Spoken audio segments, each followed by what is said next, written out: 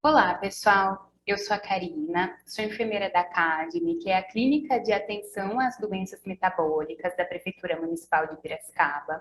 E hoje eu vou estar falando um pouquinho para vocês a respeito do fluxo de encaminhamento aqui para a nossa unidade e algumas informações importantes aí para a gente otimizar o atendimento aí no nosso serviço. O primeiro ponto que eu acho importante, que ainda gera um pouquinho de confusão aqui na hora do encaminhamento, é que na mesma unidade funcionam dois serviços distintos. Então, um é o ambulatório de feridas, né, que no nosso sistema está como cirurgia vascular ambulatório de feridas.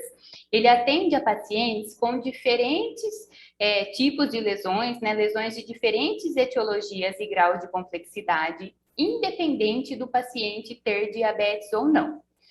E hoje que eu vou estar falando um pouquinho mais para vocês, né, aproveitando aí o mês de novembro, que é o mês de conscientização do diabetes, da especialidade diabetes síndrome metabólica.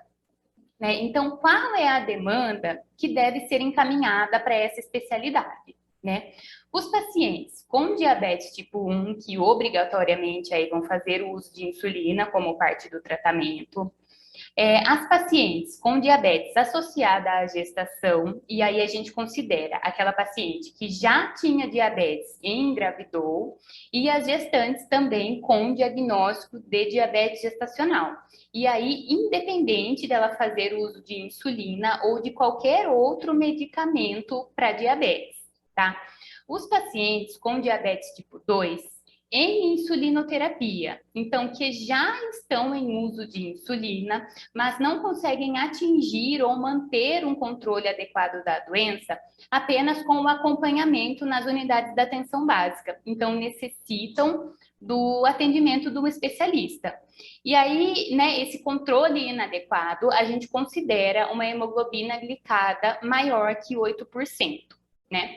Os pacientes com complicações microvasculares associadas à patologia, então insuficiência renal, retinopatia grave ou neuropatia de difícil tratamento, e os pacientes com dislipidemia grave e de difícil tratamento associada ao diabetes. Lembrando sempre que o tratamento deve ser iniciado na unidade da atenção básica. Então, quais são as prioridades, né? O que vai ser prioridade aqui para o nosso atendimento?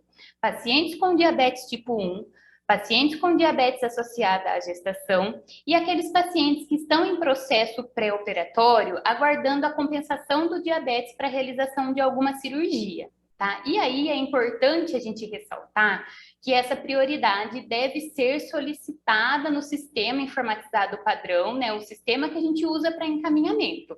Então, quem fizer o encaminhamento desse paciente no sistema tem que solicitar a prioridade lá no campo específico, descrevendo o motivo de solicitação de prioridade.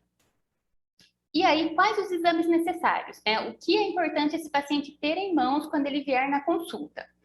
Exame de hemoglobina glicada, né, dosagem de hemoglobina glicada, glicemia em jejum, ureia creatinina, colesterol total e frações e, se possível, medidas de glicemia capilar.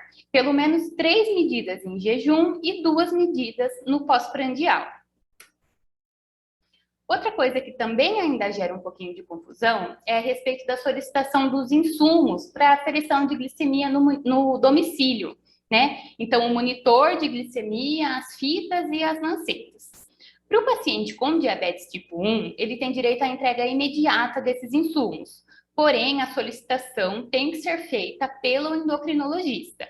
Tá? Já o paciente com diabetes tipo 2, ele tem que realizar um cadastro, né, na farmácia municipal que ele pertence, e para isso basta ele ter a receita com a prescrição da insulina, né, então uma receita de insulina atualizada que pode ser feita por qualquer médico.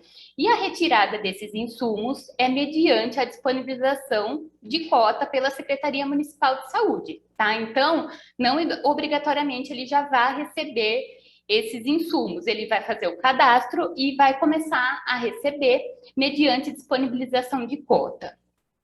Já as pacientes com diabetes associada à gestação também têm direito de entrega imediata desses insumos, né? E a solicitação deve ser feita através do impresso padronizado, né, que agora estão sendo utilizados nas farmácias municipais, que pode ser feita por qualquer médico, tá?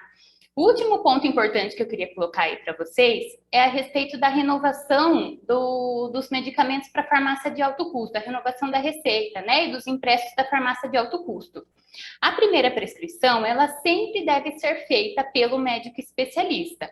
Porém, as renovações, elas podem ser feitas por qualquer médico. Então, se a época da renovação da receita não coincidir com o período previsto do paciente retornar para a consulta de especialidade, essa renovação deve ser feita pelo médico da unidade básica que o paciente pertence, certo? Eu agradeço a atenção de vocês. A gente espera daqui para frente poder passar um pouco mais de informação e um pouco mais de conteúdo a respeito do nosso serviço. A gente deixa aí o nosso contato e se coloca à disposição aí para qualquer dúvida que surgir a respeito do que foi passado. Obrigada.